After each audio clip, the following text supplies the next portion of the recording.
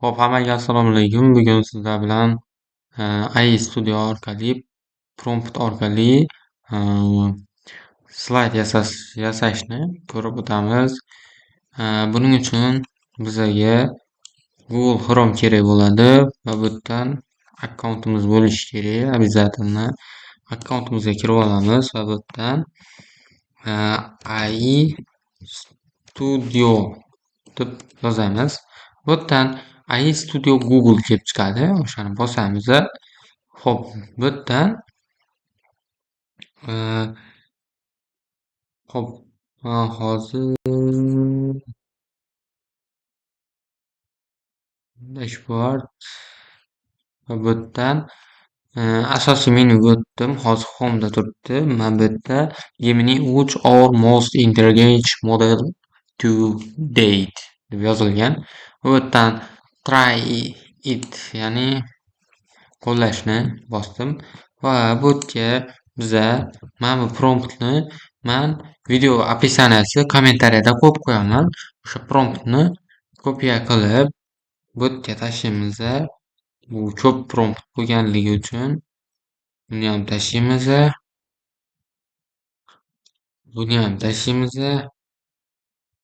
va eng oxirgi qolgani mana buni tashlaymiz. Va bu promptni olish uchun mana kommentariyam, mana shu videoni kommentariyasida mana shu kodlarni nimalarni qo'yib qo'yaman.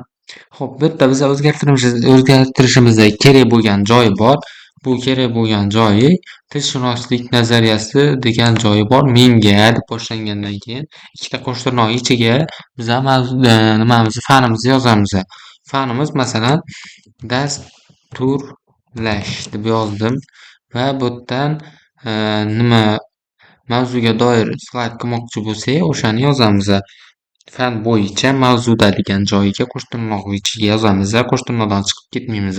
Xo'p, bu yerga mavzumizni kiritamiz. Masalan, o'zgaruvchilar, yo'q, turinglar, undan oldin dasturlash tillari deb yozib oldim va bu yerda 60-70 ta so'z ishonchli va ilmiy. Va bu yerda o'zlaringiz o'qib ko'rsangizlar, bu yerda o'zgartirish kerak bo'lgan narsalar ham bor. Bu nima? Hargiyo'q, faqat endi buni bosganimizdan keyin pastga tushsak, уже bizada nima boshlandi? Уже create code Python orqali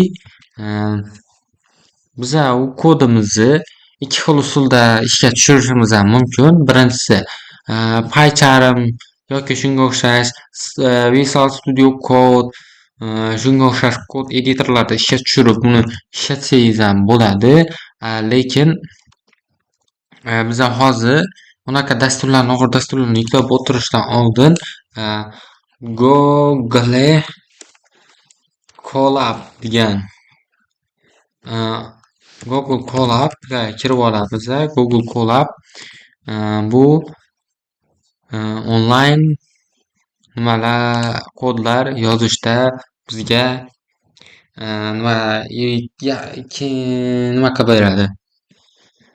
Keng imkoniyat ochib beradi. Xo'p, bu yerdan mana bu fayl hali yozib bo'lmabdi. Xo'p, shungacha birinchi mana bu yerda ko'rishimiz mumkin, o'rnatishimiz kerak bo'lgan kutubxonalar deb yozib qo'yibdi. Agar kompyuteringizda bo'lmasa, avval terminaldan quyidagilarni o'rnating deyapti. Biz uni o'rnatib olamiz. Bunaqa qilib nima qilib qiynalib o'tirmayman desanglar, mana bu yerda kopiya bor. O'shani bosib kopiya qilib olsangiz, keyin mana bu yerga tashlab run qilsangiz ham bo'ladi, yoki bo'lmasa terminal orqali run qilsangiz ham bo'ladi. Hop, terminali qayerda deydi buni? Esimdan ham chiqib ketgan. Men bunda uncha nima qilmayman. Hop, shart emas, terminal pip install deb ketaman. Hop, bu yerda уже install qilib olish boshladi. Bu yerda install bo'lgandan keyin mana chiqdi. Python PPTX Pro 2 versiyasi successful, ya'ni o'rnatildi. Xo'p, endi Biza sun'iy intelligensiyaga qaytganimizda u уже bizga kodni yozib bo'lgan bo'ladi. Buni copy qilib olamiz va o'sha yangi pastiga yangi kod yozib bu yerga tashlaymiz o'sha kodni. Keyin esa buni ishga tushiramiz.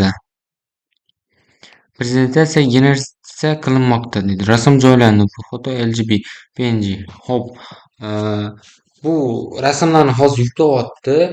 Biza ko'rib olishimiz ham mumkin. Xo'p, endi ko'rayotgan bo'lsanglar, dasturlash tillari taqdimot PPTX deb yozilgan. Endi buni biza ko'rishimiz uchun fayllarga o'tib olamiz va bu yerda dasturlash tillari PPTX degan fayl chiqdi. O'shani 3 nuqta orqali download qilib olamiz. Xo'p, yuklab olishni so'rayapti. Men uni desktopga nima qilib qo'yaman. Sababi men hozir uni sizlarga ko'rsatmoqchiman. Xo'p, bu faylimiz ustiga ochib, PowerPointni ochib olamiz. U ko'rayotgan bo'lsanglar mana уже hozir.